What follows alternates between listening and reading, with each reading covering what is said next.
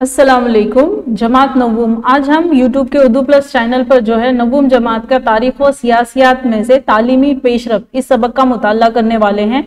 जैसे कि हर वीडियो में सबक को 2 हिस्सों में तकसीम किया गया है, इसी तरह इस सबक को भी 3 हिस्सों में तकसीम किया गया है, जिसका पहला हिस्सा हम जो है उसका मुताला करने वाले हैं YouTube के उर्दू प्लस चैनल पर। तो ये जो सबक है आपकी दरसी किताब के सफ़ा नंबर 23 से 30 पर मौजूद है। तो यहाँ पर जो तालीमी पेशरफ की बात की जा रही है, तो इसे पिछले वाली वीडियो में हमने सबक नंबर 4 माशी तरक्की का मुताला किया कि किस तरीके से भारत ने जो है माशी मनसूबाबंदी करते हुए माशी तरक्की हासिल की है। उसी तरीके से तालीम को भी फरोग देने के लिए भारत ने बहुत सी कोशिशें की। तो यहाँ पर हम वही उसका मुताला करने वाले हैं कि भारतीय तालीमी निज़ाम के अहम मराहिल। तो इस सबक में जो टॉपिक्स लिए गए, जो मौजू लिए गए, उसका जिक्र है यहाँ पर बताया गया स्लाइड पर कि भारतीय तालीमी निज़ाम के अहम मराहिल, मतलब भारत में जब तालीमी निज़ाम कायम किया जा रहा था तो उसके लिए कौन से मरहले थे और कौन से स्टेप्स, कौन से कदम लिए गए थे, कदम उठाए गए थे, उसके बारे में बताया जाएगा। फिर आएगा तालीमी मंसूबे, जैसे कि हमने पिछली वीडियो में माशी तरक्की के लिए देखा कि किस तरीके से मनसूबाबंदी की गई, उसी तरीके से तालीम को आम करने के लिए भारत में मंसूबे बनाए गए। उसी तरीके से है इब्तदाई, सानवी और आला तालीम पर गुफ्तगू। तो इब्तदाई मतलब क्या होता है? प्राइमरी जिसको आप कहते हो, सानवी मतलब सेकेंडरी होता है, और आला तालीम मतलब ग्रेजुएशन लेवल जो होती है उसके बारे में। तो यहाँ पर गुफ्तगू हुई क्योंकि हम शुरुआत कर रहे थे, तो बातचीत कर उसको किस तरीके से आगे बढ़ाया गया या मनसूबाबंदी करते हुए उसको किस तरीके से आगे ले जाना है, इसके बारे में सोचा गया। नेक्स्ट आता है तहकीकी इदारों का जायजा। तो तालीम के साथ साथ यहाँ पर जो है तहकीकी इदारे हैं, रिसर्च सेंटर जिसको हम कहते हैं, कि चीज़ों पर क्या हो रही है? रिसर्च हो रही है, टेक्नोलॉजी पर रिसर्च हो रही है, कुछ नया इन्वेंट करना, ईजाद करना, उस पर रिसर्च हो रही है, या मतलब हर चीज़ पे क्या करना और रिसर्च करना। तो उसके लिए इदारे, तहकीकी इदारे कायम किए गए हैं। तो इस सबक में हम इन सब चीज़ों का मुताला करेंगे। सबसे पहले आपको जो है एक चार्ट दिया गया है, उस चार्ट में जो है आपको मरदमशुमारी, साल और खानदगी बताई गई। तो खानदगी का मतलब सबसे पहले हम समझते हैं। खानदगी का मतलब होता है कि पढ़े लिखे लोगों की तादाद। तो यहाँ पर जब मरदमशुमारी होती है, मरदमशुमारी का मतलब होता है आबादी का गिनना। आबादी, यहाँ पर हर 10 साल में भारत में आबादी गिनी जाती है। तो जब 1951 की मरदमशुमारी हुई थी तो उस वक्त 17% ही खानदगी की शरह थी, मतलब 17% लोग ही जो है यहाँ पर पढ़े लिखे थे। फिर 1971 में जब हुई तो आप देख रहे हो 34% है, फिर 1981 में 43% है, 1991 में 52 है और 2001 में 64 है। तो आप यहाँ पर देख सकते हो इस टेबल में कि जैसे जैसे साल बढ़ रहे हैं वैसे वैसे खानदगी की शरह भी क्या हो रही है? बढ़ रही है, मतलब लोग जो है तालीम की तरफ आ रहे हैं। नेक्स्ट आप देखोगे इब्तदाई तालीम, कि भारत ने इब्तदाई तालीम में शुरू करने के लिए जो है किस तरीका, कौन सा अंदाज इख्तियार किया, कौन से मंसूबे बनाए, कौन से तरीके इख्तियार किए। तो जैसे कि मैंने अभी कहा पिछली स्लाइड पर कि इब्तदाई तालीम का मतलब होता है प्राइमरी तालीम, छोटे बच्चों से तालीम जो स्टार्ट की जाती है। तो 6 से 14 साल की उम्र जो है फिक्स की गई, बच्चों को दी जाने वाली तालीम को इब्तदाई तालीम कहा जाता है, 6 से 14 साल। तो आप अच्छी तरीके से वाकिफ है क्योंकि आप भी तालीम हासिल कर रहे हैं। तो 1988 में मरकजी हुकूमत ने इब्तदाई तालीम की तौसी और तालीमी मियार को बढ़ाने के लिए मंसूबा शुरू किया। तो अब क्या हुआ कि जो 6 से 14 साल मुकर्रर कर दी गई कि यहाँ पर इतने साल तक बच्चा क्या करेगा? तालीम हासिल करेगा। तो उसके लिए नए मंसूबे बनाए, एक नया मियार दिया, क्वालिटी दी उस पढ़ाई को। तो क्या बनाया उन्होंने? जो मंसूबा बनाया उसका नाम था तख्ता खरिया मंसूबा, जिसको इंग्लिश में कहते हैं ऑपरेशन ब्लैक बोर्ड। तख्ते का मतलब होता है ब्लैक बोर्ड और खरिया का मतलब होता है चौक। तो ये मंसूबा है। तो इस मंसूबे के जो नुकात थे वो यहाँ पर है कि स्कूलों के मियार में बेहतरी लाना। जैसे कि आप लोगों ने रिवायती स्कूल देखे होंगे या जो है उसका मुताला किया होगा, तो आपको रिवायती स्कूल मतलब पुराने जमाने का स्कूल अगर आप इमेजिन करते हो तो आप देखोगे कि एक दरख्त है, दरख्त के नीचे बच्चे पढ़ रहे हैं, मतलब प्रॉपर क्लासरूम नहीं था। तो यहाँ पर क्या करना? बच्चों को अच्छे से अच्छा क्लासरूम देना, स्कूल का मियार बेहतर करना, फिर अकल तरीन तालीमी जरूरत की तकमील। तो जो भी तालीमी जरूरत उनको जो भी चीज लगती है, जैसे डस्टर हुआ, चौक हुआ, फिर आप कह सकते हैं ब्लैक बोर्ड हुआ, जो अभी हम आगे उसका मुताला करेंगे, उसके वही जो है जरूरत पूरी कर सकती है हुकूमत। फिर कम से कम 2 मुनासिब कमरे। तो अब क्या हो कि क्लासरूम हो, कम से कम 2 क्लासरूम तो होनी ही चाहिए। फिर उसके बाद है तख्ता सिया, जैसे कि हमने अभी इस पॉइंट में देखा कि जरूरत की तकमील। तो क्या रखता है कि स्कूल में तख्ते सिया का मतलब क्या होता है? Black board. उसके बाद आता है नक्शा, जहां पर यहाँ पर आप तस्वीर में देख सकते हो नक्शे की भी जरूरत पड़ती है। तजुर्बा का जिसको हम लेबोरेटरी कहते हैं, वहां उसकी भी जरूरत पड़ती है। फिर लवाजमात, छोटा तजुर्बा गाह के लवाजमात, मतलब जो भी चीजें तजुर्बा गाह में लगती है वो। फिर छोटा कुतुब खाना, लाइब्रेरी होनी चाहिए स्कूल में। कुतुब खाना मतलब मैदान और खेलों के हुकूमत ने स्कूल को इमदाद फराहम की था, खेलों के लिए जो चीजें लगती है, तो यहाँ लाइब्रेरी आपको दिखाई दे रही है। फिर यहाँ खेलों को जो जो चीजें लगती है खेल खेलने के लिए, वो भी क्या करती है हुकूमत देने की, इस मंसूबे के तहत हुकूमत जो है स्कूलों को देगी। फिर 2 असातिज़ा, एक खातून मौलिम, अब 2 असातिज़ा होने चाहिए और उसमें जो है एक खातून मौलिम, एक खातून असातिज़ा होनी चाहिए। नेक्स्ट आप देखोगे, क्या आप जानते हैं 1960 में रियासत महाराष्ट्र के कयाम के बाद हुकूमत ने रियासत के लिए पहली जमात से 7वीं जमात तक के लिए यकसा निसाब नाफिज करने का फैसला किया। निसाब का मतलब होता है सिलेबस, कि पहली से 7वीं जमात का जो सिलेबस रहेगा, जो पैटर्न रहेगा एग्जाम लेने का या जो भी है, वो एक जैसा हो। फिर मुंबई के एसटी कॉलेज के प्रिंसिपल जनाब सैयद रऊफ को निसाब का मसौदा तैयार करने की जिम्मेदारी सौंपी गई। मसौदा क्या होता है? कच्चा पेपर या कच्चा फॉर्मूला या कच्चा कानून कह सकते हैं हम इसको, तो या एक कच्ची प्लानिंग। तो ये मसौदा जो है तैयार करने का काम प्रिंसिपल जनाब सैयद रऊफ को दिया गया था। अब आता है 1994 स्कीम में तौसी। देखो पिछली स्लाइड पर हमने देखा कि 1988 में ऑपरेशन ब्लैक बोर्ड बना गया। अब यहाँ पे तौसी लफ्ज दिया गया, मतलब उसी को और क्या किया गया, उसमें पॉइंट्स ऐड किए गए। तो सबसे पहले हम देखते हैं क्या हुआ कि इजाफी मौलिम के तकर्रुर की शक, जैसे कि वहां पे 2 मौलिम थे और एक ही खातून मौलिम थी, तो अब यहाँ पे क्या हुआ कि और एक टीचर जो है वहां पर ऐड करना। फिर लड़कियों के लिए अलग से स्कूल होना चाहिए। दर्ज फहरिस्त जात और कबाइल के अक्सरियत वाले स्कूल कायम करना, मतलब जो दर्ज फहरिस्त जाते हैं, जो कबाइल हैं, उनके लिए भी क्या हो, स्कूल कायम हो और उन्हें भी तालीम हासिल करने का मौका मिले। फिर देही इलाकों को तरजीह दी गई, देही इलाकों को कि देहातों में भी जो है लोग तालीम की तरफ तवज्जो दे, तालीम हासिल कर सके, इस पर जो है तरजीह दी गई। ऐसे प्रोग्राम बनाए गए कि देहातों के लोग जो है तालीम हासिल करने के लिए पहुंच जाए। फिर आता है 50% असामियों पर खातून मौलमात की तकर्रुर की शर्त रखी गई। अब क्या हुआ कि खातून मौलमात की तकर्रुर मतलब खातून मौलम भी टीचर वहां पर होनी चाहिए। फिर 100 से ज्यादा तलबा वाले स्कूल, अगर पहले कैसा था 2 ही कमरा दिया गया था 1988 के मनसूबाबंदी में, लेकिन जब 1994 में जब वो उसको तौसी दी गई, उसको बढ़ाया गया, तो ये हुआ कि अगर स्कूल में 100 से ज्यादा बच्चे होंगे तो एक कमरा और क्या किया बढ़ा दिया जाएगा। नेक्स्ट आता है, क्या आप जानते हैं, वही पैराग्राफ है यहाँ पर आपको, कि 1960 में रियासत महाराष्ट्र के कयाम के बाद हुकूमत ने रियासत के लिए पहली जमात से 7वीं जमात तक के लिए यकसा निसाब नाफिज करने का फैसला किया। मुंबई के एसटी कॉलेज के प्रिंसिपल जनाब सैयद रऊफ को निसाब का मसौदा तैयार करने की जिम्मेदारी सौंपी गई, जिसको अभी हमने पिछली स्लाइड पर समझा है।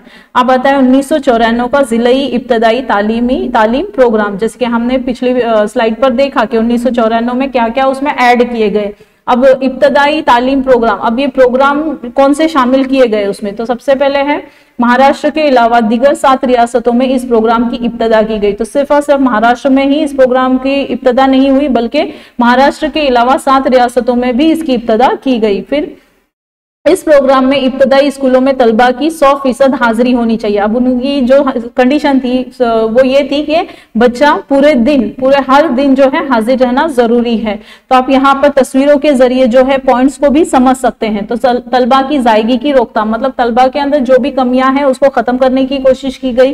फिर लड़कियों की तालीम को आम किया। यहाँ तस्वीर में देखो कि लड़कियों को भी तालीम दी जाने लगी, बराबर से जो है उनका ख्याल रखा जाने लगा। फिर माजूरों की तालीम, माजूर मतलब जो अपाहिज हैं उनके लिए जो है ये तालीम रखी गई ताकि वो भी तालीम से महरूम ना रह सके। उसके बाद आता है इब्तदाई तालीम से मुताल्लिक तहकीक। इब्तदाई तालीम मतलब जो प्राइमरी तालीम है और कितने बेहतर तरीके से हम बच्चों को दे सकते हैं, जैसे कि इस तस्वीर में आप देख सकते हो जदीद तरीके से बच्चों को तालीम देने की कोशिश की जा रही है लैपटॉप के जरिए। फिर कद्र पैमाई जैसे कि जो आपका इम्तिहान वगैरह होता है, एग्जाम होता है, उसके जरिए कद्र पैमाई करना, अलग अलग तरीके हैं उसको जांचने के।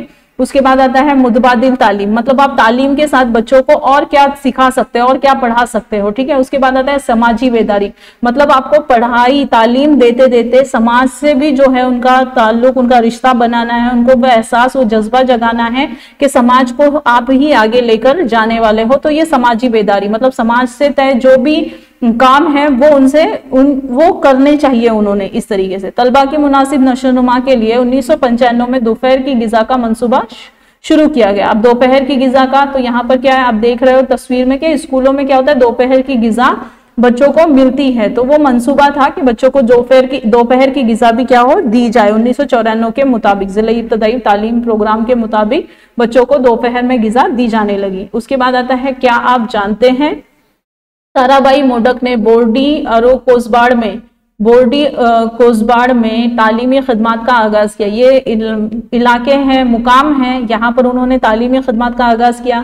फिर आदिवासी लड़कियों के लिए आंगनवाड़ी शुरू की, मतलब जो लड़कियां स्कूल नहीं आ सकती थी उनके लिए जो है आंगनवाड़ी शुरू की गई। फिर अमली सरगर्मियों के जरिए अमली सरगर्मी मतलब अमल करके तालीम, कुरान स्कूल, तकनीकी पेशा वाराना तालीम को फरोग दिया। फिर अनुताई बाग ने जिला थाना के कोसबाड़ में आदिवासियों के लिए कोसबाड़ तंजीमें कायम की। कोसबाड़ तंजीम कायम करके जो है वहां पर वो तालीम को आम करना चाहती थी। तो उन्होंने क्या किया कि आदिवासियों के लिए उन्होंने पालना घर कायम किए। पालना घर जहाँ छोटे बच्चों को संभाला जाता है, बालवाड़ियाँ छोटे बच्चों की जिसे हम नर्सरी वगैरह कहते हैं, इब्तदाई स्कूलें जिसको हम प्राइमरी कह सकते हैं, तालीम में बालगा मतलब लड़कियों की तालीम पर गौर फिक्र के बाद लड़कियों की तालीम के लिए आगे आई।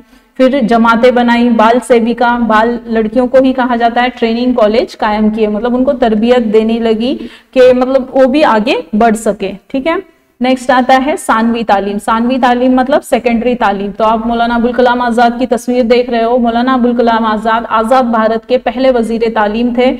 उन्होंने जो है यूनिवर्सिटी कमीशन जो है नामुज़्द किया। आज़ादी के बाद तालीम में बुनियादी तब्दीली लाने की कोशिश की। तो वो तब्दीली क्या थी, इसका मुताला हम करेंगे कि इस कमीशन में सानवी तालीम के लिए तालीम एक अलहदा कमीशन नामुज़्द करने की सिफारिश की गई कि तालीम को जो है एक अलहदा डिपार्टमेंट या अलहदा ये बनाया जाए, उनके लिए एक अलग कमीशन हो, एक अलग ग्रुप हो जो सिर्फ तालीम के बारे में सोचे, उसको किस तरह से बढ़ाया जा सकता है, उसमें किस तरह से काम किया जा सकता है उसके बारे में सोचे। तो इस तरीके से एक कमीशन बनाया जाए। तो इस कमीशन के मुताबिक 1952 से 53 में मुदलियार कमीशन कायम किया गया। ये बहुत इंपॉर्टेंट नुक्ता है, इसको आपको समझना है। मुदलियार कमीशन सबसे पहले बना जो तालीम के शोबे में जो है अपना जो कुछ भी फिक्र, सोच या कुछ नई चीज लाना वो काम करता था। तो यहाँ पर जो खाका पेश किया गया वो 11+1+3 यानी 11+1+3 का खाका है। तो यहाँ पर आप देखोगे पहली से लेकर 11वीं तक, और ये जो है 12वीं क्लास हुई और ये 3 साल आपके ग्रेजुएशन के। तो इस तरीके का खाका पेश किया गया था। अब आता है कमीशन की जिम्मेदारियां। तो सानवी तालीम, निसाब की नूयत, जरिए तालीम, तरीके तालीम का मुताला करके अपनी सिफारिशात पेश की। अब क्या हुआ कि सानवी तालीम का मतलब जैसे कि मैंने अभी कहा सेकेंडरी तालीम। फिर निसाब की नूयत के सिलेबस किस तरीके का हो, नूयत मतलब किस तरीके का हो, किस किस्म का हो, उसमें क्या क्या शामिल होनी चाहिए। फिर जरिए तालीम का तालीम और कौन कौन से जराए से दे सकते हैं, जैसे ब्लैक बोर्ड और डस्टर और चौक से आपको जो है मिल सकता है, लेकिन और भी कौन से जरिए हैं, जैसे कि जदीद दौर का जरिया है, टेक्नोलॉजी के जरिए, प्रेजेंटेशन के जरिए जो है आपको तालीम दी जा रही। तो ऐसे और कौन से नए तरीके का इस्तेमाल करके हम तालीम को दे सकते हैं। तो इस कमीशन ने आला सानवी जमातों का तस्वुर पेश किया। इस निजाम पर अमल आवारी में मुल्क भर में मुश्किलात आई। फिर जो खाका पेश किया गया इस पे अमल करना बहुत मुश्किल हो रहा था। उसके बाद आता है कोठारी कमीशन, उसके बाद है क्या आप जानते हैं महाराष्ट्र राज्य सानवी और आला सानवी तालीम बोर्ड के बारे में बताया जा रहा है। ये पूना में है। ये जो ऑफिस आप देख रहे हो यहाँ पर बोर्ड का ऑफिस है। ये इदारा पूना में 1 जनवरी 1966 को कायम किया गया। इस इदारे के जरिए 10वीं और 12वीं के इम्तिहानात मुनक्किद किए जाते हैं। बोर्ड के जरिए शिक्षण संक्रमण नामी महानामा शाये किया। तो ये शिक्षण संक्रमण है जिसमें सिलेबस बताया जाता है, निसाब बताया जाता है। और यहाँ पर आप जो बोर्ड ऑफिस देख रहे हो कि आपको पता है 10वीं और 12वीं के इम्तिहानात महाराष्ट्र में बोर्ड के जरिए लिए जाते हैं। तो ये ऑफिस है बोर्ड का जो 1966 में 1 जनवरी कायम किया गया था, पूना में है।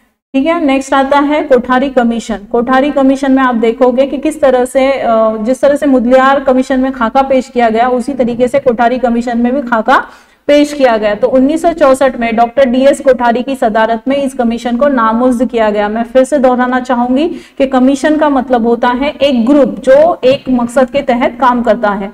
तो इस कमीशन के कारकर्दगी में JP नायक का अहम किरदार था। तो कोठारी कमीशन, मुदलियार कमीशन, ये तालीम के मामले में जो है तालीम के शोबे में इन्होंने काम किया था। तो इस कमीशन ने सानवी, आला सानवी और जामियाती यानी यूनिवर्सिटी सतहों पर तालीम का खाका पेश किया। अब सानवी जैसे कि हम कह सकते हैं पहली से 10वीं, और सेकंड हायर सेकेंडरी मतलब 11वीं 12वीं, और जामियाती मतलब ग्रेजुएशन। तो इन्होंने जो खाका पेश किया वो था 10 + 2 + 3, 10 + 2 + 3, मतलब पहली से 10वीं 11वीं 12वीं और फिर ये ग्रेजुएशन का खाका इन्होंने पेश किया।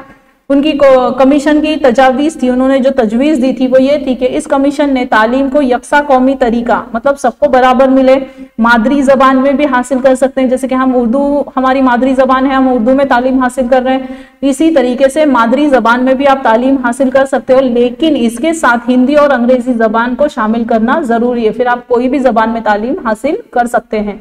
मुसलसल तालीम, और तालीम क्या हो, मुसलसल हो, मतलब फर्स्ट है फिर सेकंड है थर्ड है, इस तरीके से लगातार हो। ऐसा नहीं कि आपने फर्स्ट पढ़ ली या फिफ्थ पढ़ ली तो उसके बाद आप 6 7 कर लोगे, डायरेक्टली आप जो है जंप अप हो जाओगे, ऐसा नहीं होता।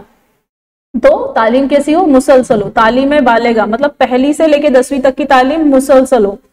फिर मुरासलाती तालीम, फासलाती तालीम, आज़ाद ओपन यूनिवर्सिटी की तजावीज़ पेश की गई। तालीम बालिगा लड़कियों की तालीम के ऊपर जो है गौर फिक्र किया गया। फासलाती तालीम, मुरासलाती तालीम मतलब जितने जो जराए से आप तालीम दे सकते हो। फासलाती तालीम अगर बहुत दूर भी हैं, कोई पास नहीं आ सकता, मतलब स्कूल दूर है उनसे, यूनिवर्सिटी दूर है, तो ऐसे भी तालीम आप हासिल कर सकते हो। आज़ाद ओपन यूनिवर्सिटी कायम करने की तजवीज़ दी गई, अभी कायम हुई नहीं थी, जिसको हम अगली स्लाइड पर या अगली वीडियो में इसका मुताला करेंगे। कोठारी कमीशन के काम आता है। दर्ज फहरिस्तातों और कबाइल जैसे महरूम तबकात को फौकियत देना, सरकारी तखमीने में तालीमी अखराजात की मद में इजाफा करना। अब क्या है, इनके काम थे क्या, तो जातों और कबाइल जो महरूम जाते हैं, महरूम तबकात हैं, उन तक वो तालीम को पहुंचाना, और जो सरकारी तखमीने हैं, जो मतलब सरकार जो तालीम के शोबे पे या तालीम के लिए खर्च कर रही है, अखराज कर रही है, उसकी मद जो शरह है उसको क्या करना, बढ़ाना। फिर रियासत महाराष्ट्र में 10 + 2 + 3 के तालीमी खाके को 1972 में इख्तियार किया गया, और 1975 में 10वीं का पहला इम्तिहान मुनाकिद हुआ, यानी हमारे यहाँ पर 10वीं का बोर्ड का एग्जाम महाराष्ट्र में 1975 में कंडक्ट किया गया, लिया गया, मुनाकिद किया गया। अब आता है कोठारी कमीशन के मुताबिक तालीम के मकासिद। तो तालीम के मकासिद क्या है यहाँ पर, सबसे पहले कोठारी कमीशन के मुताबिक तालीम का जदीदकारी, मतलब जैसे जैसे जमाना बदलता जाएगा या आगे बढ़ता जाएगा, उसमें जो जो नई चीजें आती जाएगी उसको तालीम में क्या करना है, शामिल करना है। नेक्स्ट आता है समाजी और कौमी एकता, समाजी और कौमी एकता, मतलब जब हम तालीम दे रहे हैं तो इस तरीके से तालीम देना है कि बच्चे को समाज के ताल्लुक से और अपने मुल्क के ताल्लुक से फख्र हो। दूसरी बात, वो अपने समाज और कौम के लिए कुछ अच्छी चीज कर सके। फिर आता है समाजी अखलाकी रूहानी इक़दार की निगहदाश्त करना। तो समाजी अखलाकी रूहानी इक़दार की निगहदाश्त करते वक्त आप देखोगे, मतलब जब तालीम देनी है तो ये तमाम इक़दार को उसमें शामिल करना है। तो तालीम और पैदावारियत मतलब और नई चीजें या नए इन्वेंशन, नए रिसर्च हम किस तरीके से कर सकते हैं। फिर आता है जमहूरियत का तहफ़्फ़ुज़ और तरक्की, मतलब क्या करना है, जमहूरियत जो हमारे यहाँ पे जमहूरी निज़ाम चल रहा है उसकी हिफाजत किस तरीके से कर सकते हैं, और उसको तरक्की के रास्ते पर लेकर जाने के लिए हम कौन सी चीज इस्तेमाल कर सकते हैं। उसके बाद आप देखोगे, क्या आप जानते हैं 1965 में महाराष्ट्र में फनून यानी आर्ट की तालीम, आर्ट मतलब जो ड्राइंग होती है, आपकी पेंटिंग होती है, तालीम की मंसूबाबंदी और फनून के इदारों के जरिए अमल आवारी के लिए फनून डायरेक्टोरेट कायम किया गया। स्कूली सतह पर लिए जाने वाले ड्राइंग ग्रेड इम्तिहान के इनेकाद की जिम्मेदारी इस महकमे को सौंपी गई।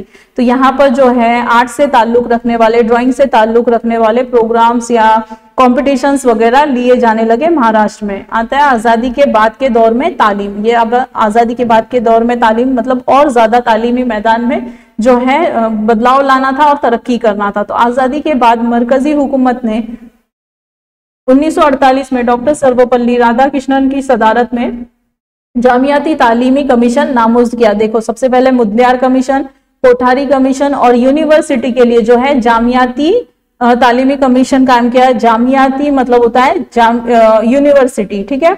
तो इस कमीशन को माशी इमदाद, यूनिवर्सिटियों का दर्जा, वो मियार और मवाफिकत की जिम्मेदारियां सौंपी गई। मतलब माशी मदद किस तरीके से की जाती है, यूनिवर्सिटी को कौन सा ग्रेड दिया जा सकता है, उसकी क्वालिटी, उसका मियार, ये सब जो जिम्मेदारी है जामियाती कमीशन को, जामियाती तालीमी कमीशन को दी गई थी देखने की।